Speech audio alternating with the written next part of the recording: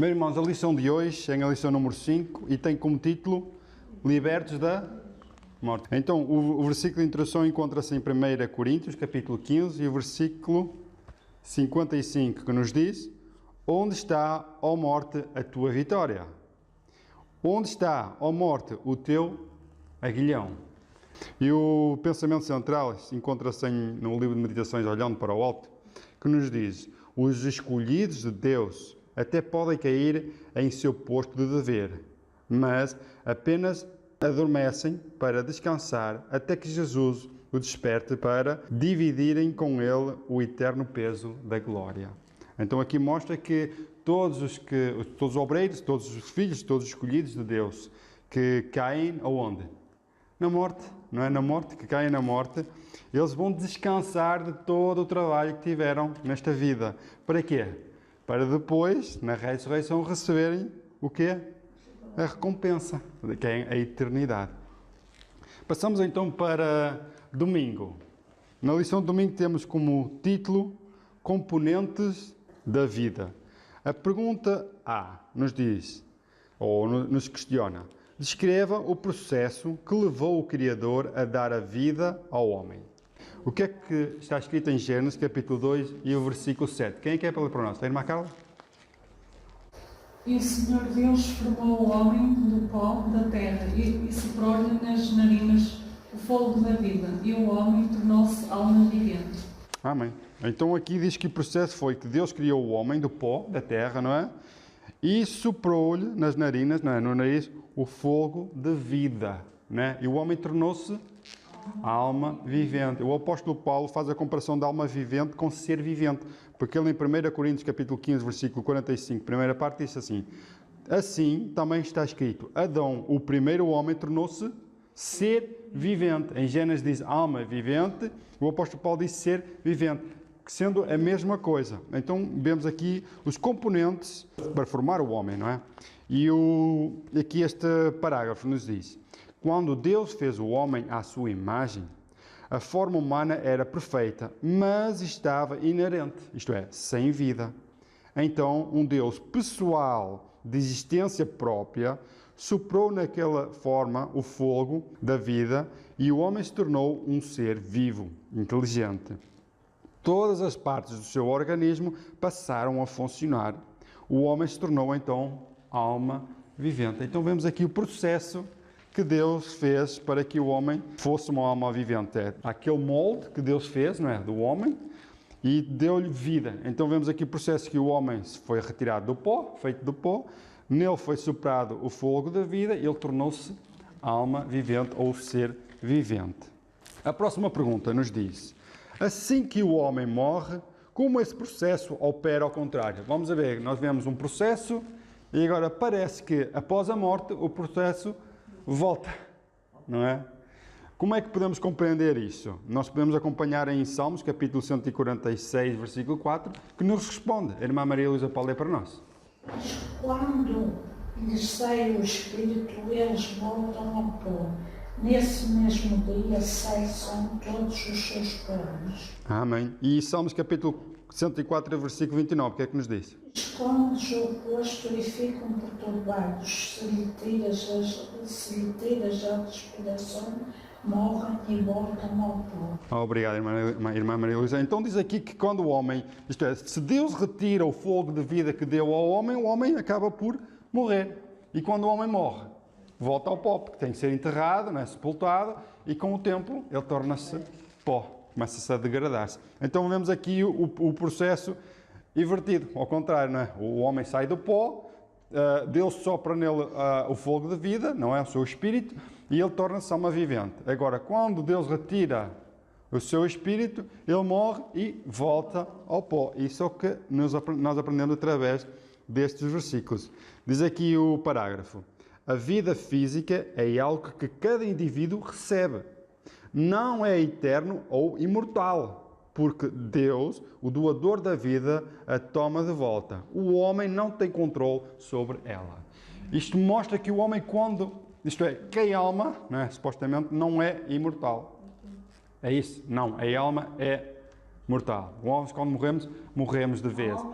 E o fogo volta para Deus.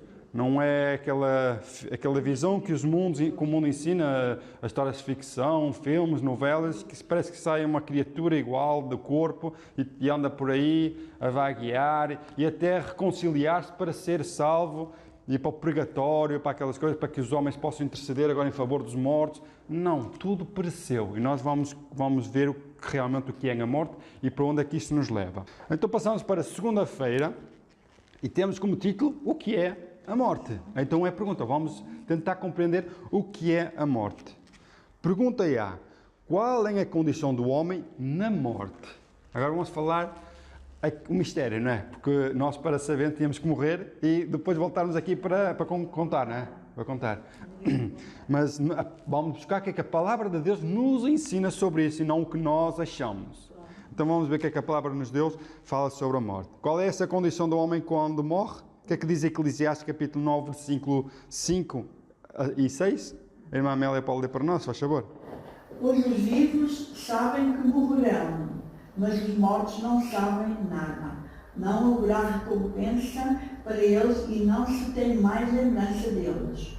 O amor, o ódio e a inveja deles já desapareceram. Nunca mais terão parte alguma no que se faz debaixo do sol. Pois aqui em Salmos. Pois na morte não há lembrança de ti, na sepultura quem te dará louvor. Amém. Então vemos aqui que na morte, não é? Quando o homem morre, tudo é esquecido, tudo desaparece.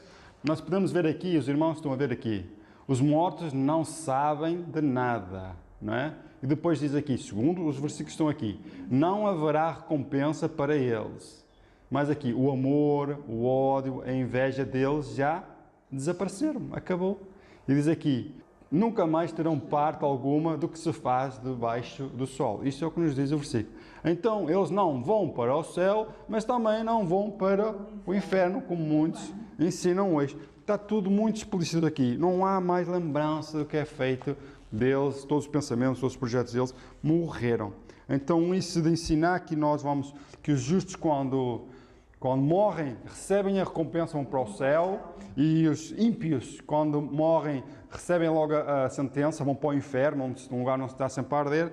Isto tudo é mentira, porque a Bíblia ela é muito esclarecedora. E este parágrafo aqui é muito importante para nos explicar exatamente o que é que ensina sobre a condição da morte. Nos diz assim, se porém, vamos pôr a nossa consciência um bocadinho a trabalhar, se, porém, os mortos já estão desfrutando da bem-aventurança celestial ou se retrocedendo nas chamas do inferno, agora, que necessidade há de um juízo futuro, se eles já estão a receber tudo isso? Os ensinos da palavra de Deus acerca desses importantes pontos não são confusos nem contraditórios. Podem ser compreendidos pela mente comum. Mas que coração sincero pode ver sabedoria ou justiça numa teoria dessas? Será que os justos receberiam, após a investigação de seu caso no juízo, este elogio? Bem está, servo bom e fiel, entra no gozo do teu Senhor. Se já estivessem morando em sua presença, talvez durante longos séculos. Seriam os ímpios trazidos de um lugar de tormento para receberem essa sentença do juízo de toda a terra, que nos diz, apartai-vos de mim, malditos, para onde? Para o fogo eterno. Oh, que solene sarcasmo, que vergonhoso obstáculo à sabedoria da justiça de Deus. Um entendimento correto do que está escrito em relação ao estado dos mortos é essencial para os dias de hoje. A palavra de Deus declara que os mortos não sabem de nada e seu ódio, amor, perecem. Então vemos aqui que não faz sentido, quando nós morremos, os justos morrem, vão para o céu e na presença de Deus vão usufruir agora a eternidade. E depois no juízo diz, vinde, bendito meu Pai, herdai o reino que está preparado desde a fundação. Como é que vão herdar se já herdaram? E que diz assim, muitos até se calhar há 1000 anos atrás já estão a receber essa bênção e agora vão, vinde, bendito meu Pai. Não faz sentido. Ou então também não faz sentido os ímpios estarem no inferno a arder e quando vem o juiz diz assim, malditos, não é que é que nos diz assim, apartai-vos de mim, malditos, para o fogo eterno. Mas para quê para o fogo eterno se eles já estavam lá? Não faz sentido ensinar isso. E muitos pegam em parábolas ou em partes que a Bíblia nos conta para dizer que há vida após que há morte, que nós vamos diretamente para o inferno, para o céu, e vamos depois receber essa bênção quando já estamos a recebê-la. Quer dizer, não há lógica. Não há lógica. E sem falar que tudo isso é uma vergonha é um obstáculo para a sabedoria de Deus. Nós estamos a ofender a Deus quando ensinamos esta ideia quando a Bíblia nos fala claramente que o homem depois de morrer está no sono. Nós vamos comparar depois a morte. Pergunta B, que nos diz: o que acontece ao corpo físico quando morremos? Então, o que acontece ao nosso corpo quando morremos? O que é que nos diz Eclesiastes capítulo 3, versículo 20? Todos vão para o mesmo lugar. Isto é certo ou não? Todos vão. Ricos, pobres, com condições, sem condições, todos vamos para esse lugar, não é?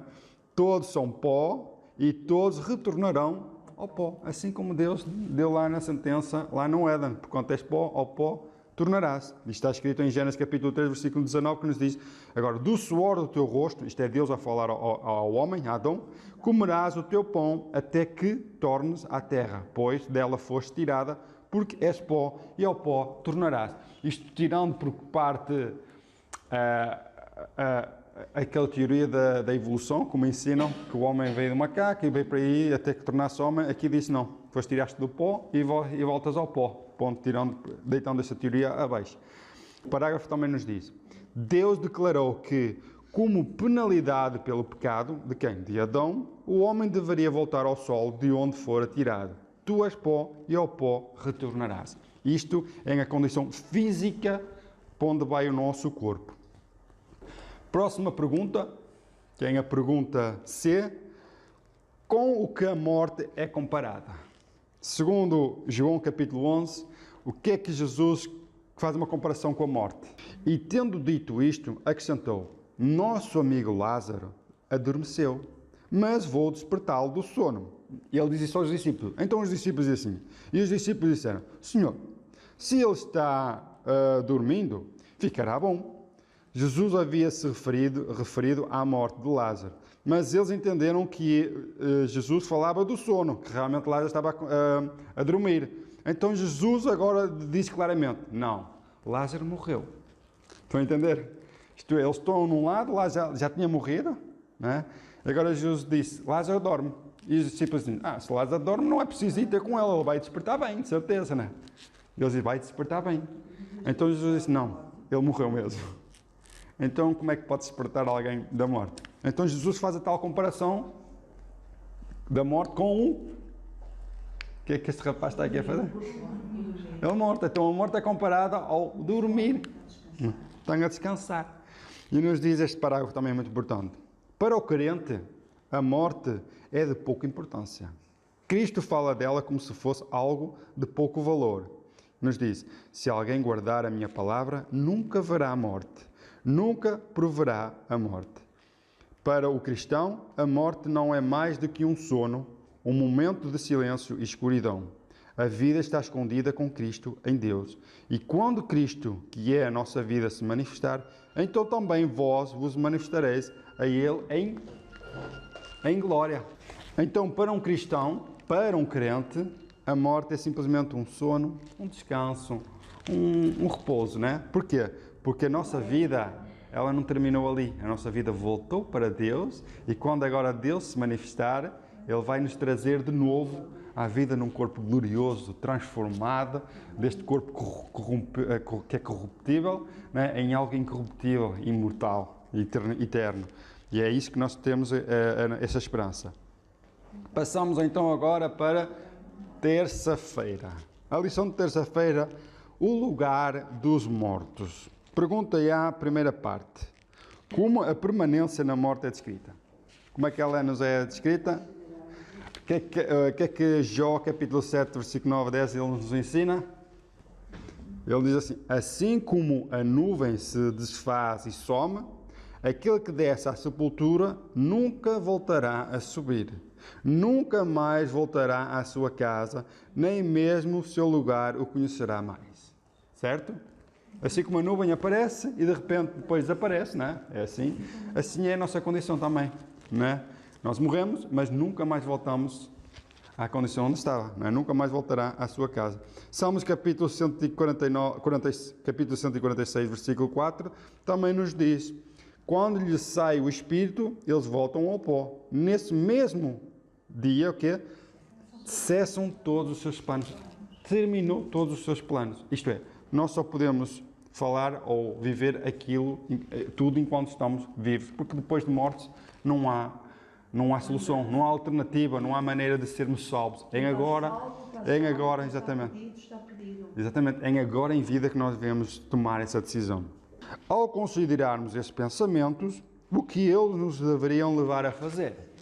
Então, ao considerarmos que quando morremos não voltamos mais, acabou tudo ali, o que é que nos devemos lembrar? Salmos capítulo 90, versículo 12 nos ensina. O que é que nos diz? Ensina-nos a contar nossos dias para que alcancemos um coração sábio. Amém. Então, o que praticamente aqui nos ensina é que nós devemos aproveitar todos os momentos que nós temos em vida, apreciar cada segundo, para quê? Para termos o conhecimento, para termos um coração sábio, não é? Mas sábio onde? No temor de Deus, no conhecimento, no estudo da sua palavra, no compreender e conhecer esse Deus maravilhoso e tudo o que foi feito em nosso favor. E que sabemos que depois da morte não voltamos. Não voltamos. Então aqui temos este texto que é muito bonito e tenho aqui várias coisas que eu sublinhei. Solene coisa é morrer, verdade?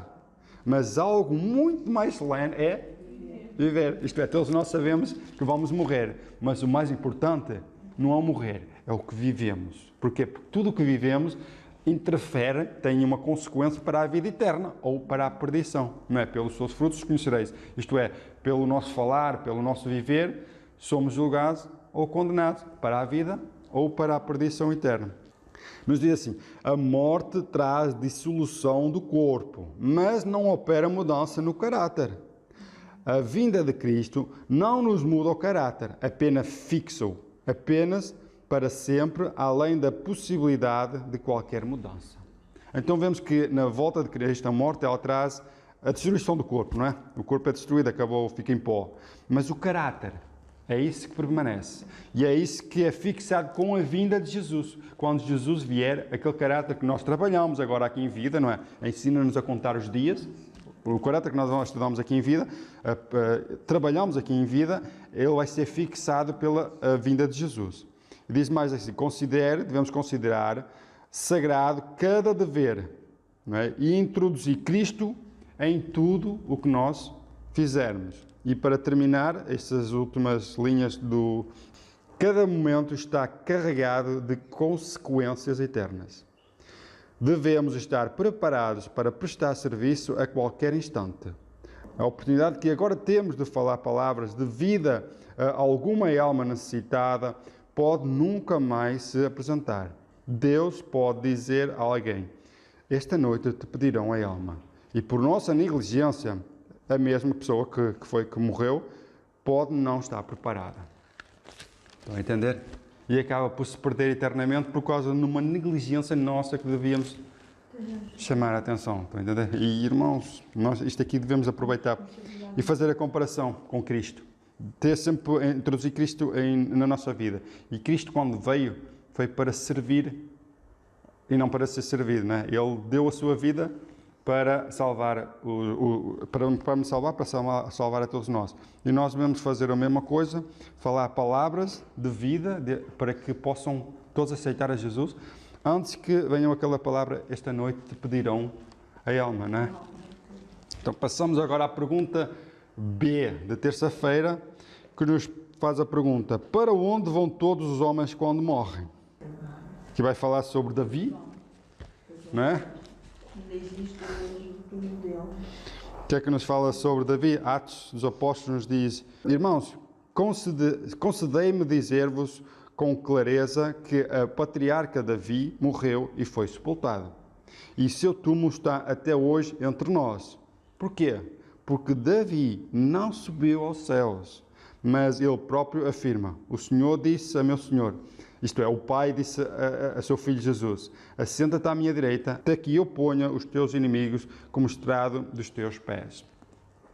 E diz mais: Eclesiastes capítulo 9, versículo 10. Tudo o quanto te vier à mão para fazer, faz-o com todas as tuas forças, porque na sepultura para onde vais, não há trabalho, nem projeto, nem conhecimento, nem sabedoria.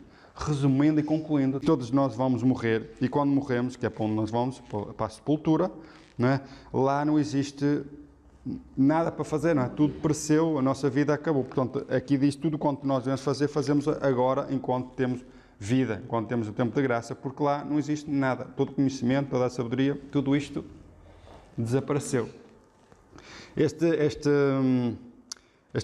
parágrafo é muito bonito. Nos diz assim: em parte alguma nas Escrituras se encontra a declaração de que é por ocasião da morte que os justos vão para a recompensa e os ímpios ao seu castigo.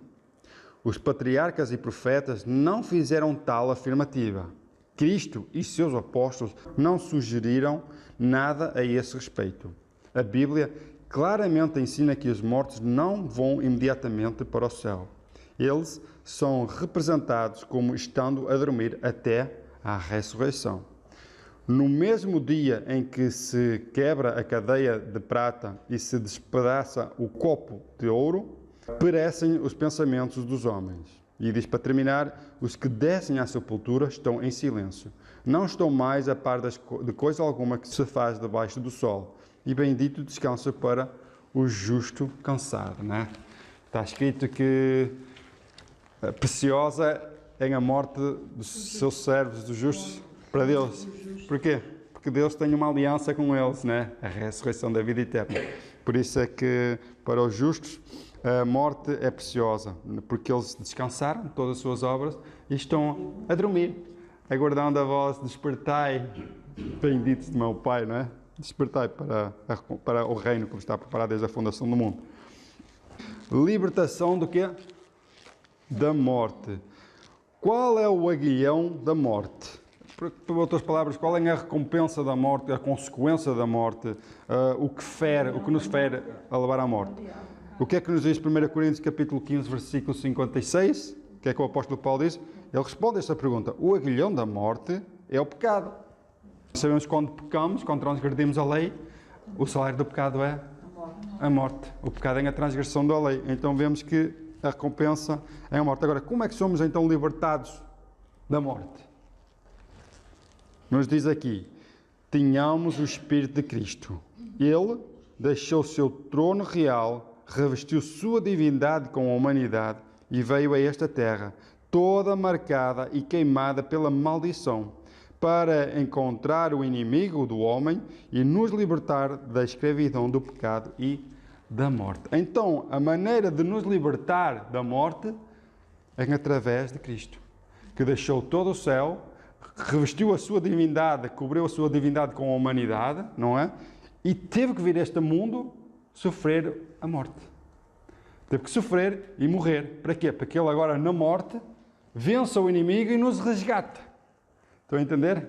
Faz aquele trabalho inverso de ir ao fundo para resgatar-nos de viver o que nós deveríamos viver, que é a morte. Porque a transgressão da lei tinha que ser punida. Alguém tinha que punir o culpado, não é?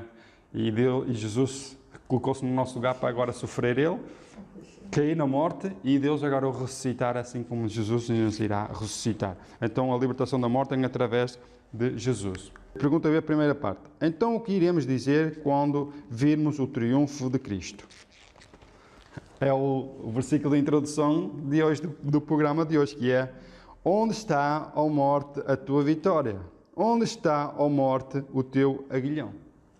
Isso é o que nós vamos dizer quando formos despertados para o triunfo de Cristo. E a segunda parte da pergunta: como Cristo, nos liberta da morte? Como? Que é que nos está escrito na última parte de 1 Coríntios capítulo 15, versículo 13. Cristo morreu pelos nossos pecados. Cristo nos liberta da morte pela sua morte e, acima de tudo, ressurreição. Porque Ele venceu a morte. E este parágrafo que é muito bonito, e eu vou ler com os irmãos. Com sua vida, Cristo comprou cada ser humano. Morreu morte cruel para salvá-los da morte eterna. Deu sua vida inocente a fim de obter para o pecador uma vida que se estenderá lado a lado com a de Deus. Por sua morte, Cristo providenciou um meio pelo qual o homem pode romper com Satanás, voltar à sua fidelidade a Deus e, mediante a fé no Redentor, obter o perdão. Aquele que possui todo o poder no céu e na terra há de restaurar toda a pessoa arrependida e crente. Ele, Cristo, tem profundo interesse em cada alma, pois pagou o preço da própria vida para que ninguém ficasse eternamente perdido. Podíamos terminar aqui com esta lição, com esta meditação muito bonita. Então vemos aqui que através do sacrifício de Jesus nós podemos termos a vida eterna. Pergunta C. O que Cristo destrói mediante a sua morte? O que é que Cristo destrói mediante a sua morte? Ele destrói o diabo. Então Jesus teria que morrer, não é? O Cordeiro de Deus, inocente, sem culpa alguma, teria que vir a este mundo, tomar a nossa natureza e para ir ao ponto até de morte. E na morte vencer aquele que tinha o império da morte, não é? Foi Satanás quando venceu Adão e Eva lá no jardim. Todos os que iriam surgir dali, estava tudo nas mãos do inimigo, isto é, morriam, estavam todos cativeiros, presos nestas correntes a Satanás. Agora Jesus teria que vir nos salvar e resgatar agora das correntes de Satanás e trazer-nos a uma vida transformada de obediência e fidelidade a Deus. Nos diz este parágrafo: no brado agonizante do Salvador, dizendo está consumado, soou a sentença de morte a Satanás. Decidiu-se então o grande conflito que durante tanto tempo estivera em andamento e confirmou-se a extirpação do mal. O Filho de Deus atravessou os limites do túmulo a fim de que pela morte aniquilasse o que tinha o império da morte, isto é, o diabo. O desejo de exaltação própria por parte de Lúcifer levou-o a dizer: acima das estrelas de Deus exaltarei o meu trono, serei semelhante ao Altíssimo. E Deus declara: e te tornei em cinza sobre a terra, e nunca mais serás para sempre. Enquanto Satanás diz que eu serei como Deus, né, exaltarei acima das estrelas de Deus e serei como Deus, Deus diz a Satanás: tu irás ser destruído, tornaste em cinzas, né, sobre a face da terra, e nunca mais falarão de ti, né? Praticamente será destruído para todo o sempre. Então passamos para a quinta-feira e última. Libertos agora do quê? Do medo da morte. Libertos do medo da morte. Pergunta A: que temor escraviza muitas pessoas hoje? Já respondemos praticamente, o título responde o que é? É o medo da morte. E muitos hoje estão escravos sobre este medo, né? E diz a segunda parte da pergunta: mediante sua morte, o que Cristo deseja fazer por nós? O que é que Cristo agora deseja fazer por nós mediante a sua morte? É que Jesus passou por esta aflição, irmãos.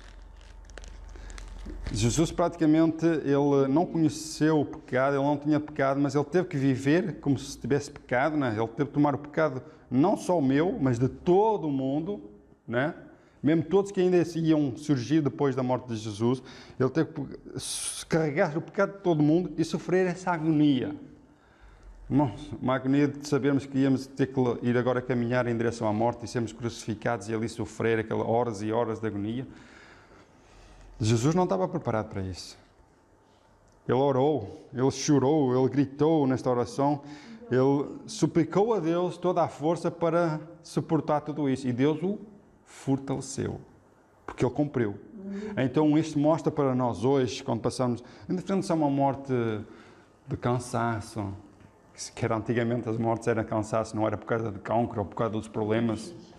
A morte era uma morte lenta, calma e serena. Era assim dos primeiros pais. Adão, todos os homens foram assim. Hoje infelizmente, é com dor, sofrimento por causa do pecado e a degradação, a alimentação, o estado de vida em que nós estamos. A morte torna-se sofredora. Mas aqui, nessa agonia, nessa aflição, Jesus nos mostra aqui o ingrediente para aqueles que confiam em Cristo, não é? E Cristo nos libertou através disto. Nos diz assim, o parágrafo: mas em todo momento de aflição, Cristo se voltava para seu Pai. Ele resistiu até ao sangue, naquela hora em que o pavor do fracasso moral era como o medo da morte. Ao se curvar no Getsemane, na agonia da sua alma, gotas de sangue caíram-lhe dos poros e umedeceram os grãos da terra. Orou com fortes clamores e lágrimas, e foi ouvido naquilo que temia. Deus o fortaleceu do mesmo modo que fortalecerá a todos os que se humilharem, lançando-se de corpo, espírito e alma nas mãos de um Deus que guarda o conserto. Amém? Podemos comparar a morte de Jesus, que não tem nada a ver com a nossa morte, nunca irá chegar à nossa morte, nós nunca iremos sofrer o que Jesus sofreu. E vemos que na nossa agonia, na agonia de Jesus, Deus o fortaleceu. E também na nossa dor, no nosso sofrimento, na nossa partida, Deus também nos fortalecerá para que possamos ter uma morte calma. Os irmãos lembram-se da morte de Estevão? Ele foi apedrejado até à morte, mas Deus abriu os céus e mostrou a glória de Deus, o seu filho sentado. Aquilo foi quase um alívio. E então, ao mandarem as pedras, Deus o fez adormecer antes de levar com as pedras, estão a entender? Ele foi maltratado, levou com alguma, mas quando foi a última pedra para a sentença de morte, Deus o fez adormecer. Atenção, adormecer é a comparação da morte com o sono. Para um cristão, nós não morremos, nós adormecemos, à espera que Jesus nos venha despertar. Para terminar, pergunta B e última: do que não devemos ter medo? Aqui diz que nós não devemos ter medo daquele que maltrata o corpo, daquele que nos fazem mal, não é? A única coisa que o homem pode fazer nós é matar-nos, não é? Matar o corpo. Mas devemos temer aquele que pode matar o corpo e a alma. Estão a entender? Devemos temer a Deus e não ao homem. Não devemos ter medo do homem, porque aqui Deus faz a comparação com os passarinhos, não é? E o pecador. Ele diz que Deus cuida dos passarinhos, né? E tudo o que eles fazem, diz, não há nenhum passarinho que caia sem que ele não tenha o conhecimento, né? Quer dizer que Deus cuida dos passarinhos. E depois Jesus diz: quanto mais valeis vós, se não mais que estes passarinhos? Então, se Deus cuida dos passarinhos, quanto mais vós crentes que crescem em Deus. Será que Ele não vos cuida? Ele não sois mais importantes que esses animais?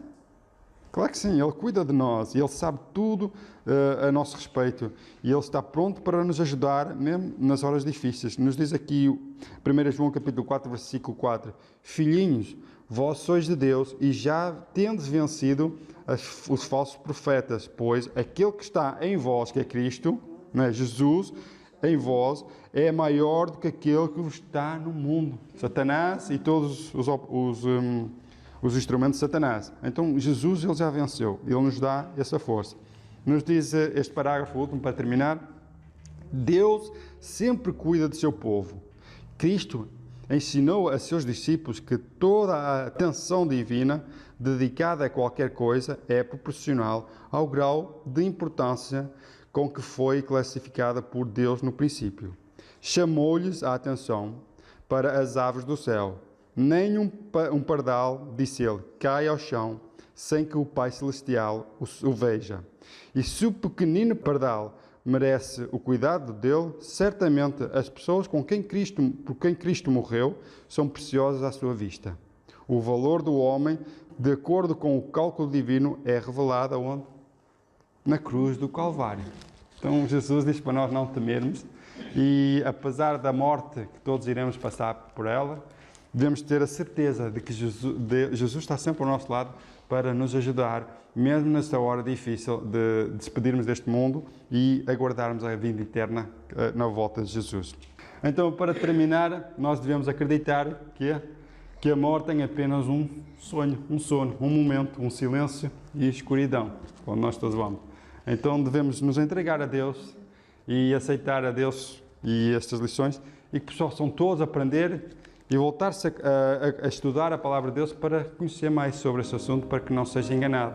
Temos a certeza da vinda de Jesus para fixar o caráter que nós hoje, em vida, devemos ter e trabalhá-lo. Deus abençoe, então, é o meu desejo em nome de Jesus. Amém.